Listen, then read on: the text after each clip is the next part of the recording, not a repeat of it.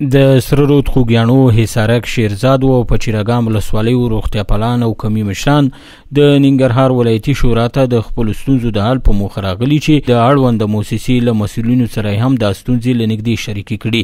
دغه کمي مشرانو له ځانه سره اسناد هم درلودل چې له 1490 څخه تر اوسه په تدریجي ډول درمل او نور توکي له نیمایي زیات کم شوي دي. د دوی د اسنادو له مخې د 1490 کال د غوي په میاشت کې د اسیټیکل سلاسلیک 500 ملي ګرامه په نوم یو ځای ګولۍ یو کینیلیک ته 15,000 دانې ورکړل شوي، خو د 1499 کال په غوي میاشت کې د همدغه ګولیو درجه 100 ملي ګرامه ته راښکته شوي او تعداد هم 1500 شوی دی.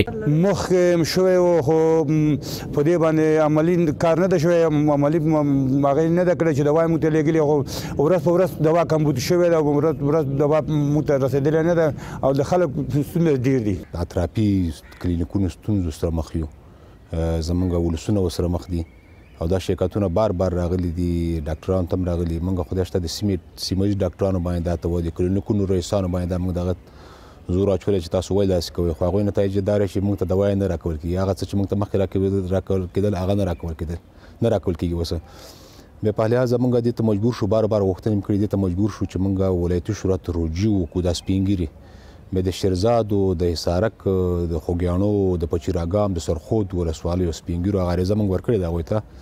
د ټولو خلکو دا ګوتې ولګولې، ټاپه یې کړله سپینګیرو.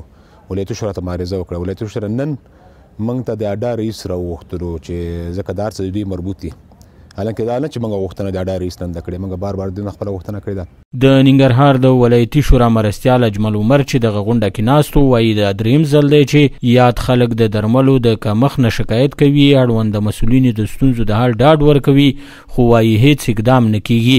هغه زیاته کړه دوی تر دې وروسته خپله د روغتیایي مرکزونو سروې پیلوي او هڅه کوي چې دا ستونزه مستنده او د حل لپاره یې لار ولټوي. دا اولنی ځل او اخري ځل نه دی، دلته ډېرې شکایتونه شوي دغه د اډا او د سیتامې نه. په هره میاشت کې د خلکو شکایتونه شورا ته راځي.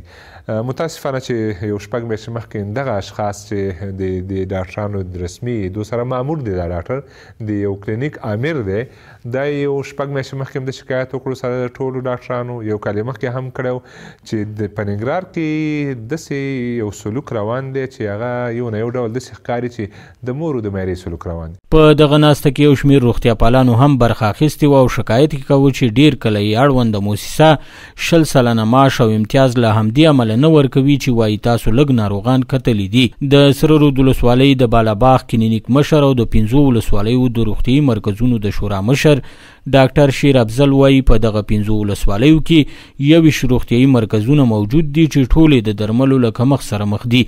دی وایي ناروغان چې راځي درمل نه وي بیرته ځي، کله چې دوی موسسې ته راپور د لږو ناروغانو ورکړي نو هلته یې 20 سلنه امتیاز هم نه ورکول کیږي.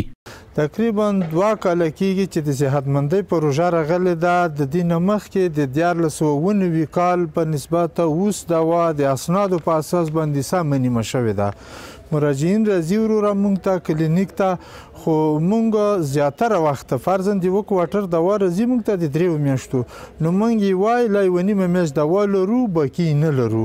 نو په همدې وجه ولس موږ نه خفه دی، ولس موږ سره فاصله پیدا کړې چې کلینیک ته راشي، په کلینیک کې دوا درمل نه وي او خدای شته د سړي د زړه نه ورته وینې وڅکېږي چې مور 2 ساعته پیاده مزل وکړي، پښې تورې ماشومان راولي، بیا کلینیک له راشي، بیا ډاکټر ورته وایي چې دوا نشته دی. او د دوا ستونزه دغسې ده، خو دا که د موږ په واس کې وي، ځکه موږ خپل امتیازات چې دي هغه موږ نه ګرځول کېږي، پوره نه دي راکول شوي. ننګرهار کې د اډا موسسې په همکارۍ 131 روغتیایي مرکزونو ته درمل، روغتیایي تجهیزات او نور ورکول کېږي. سباون ساحل، روحي نیوز، جلال آباد.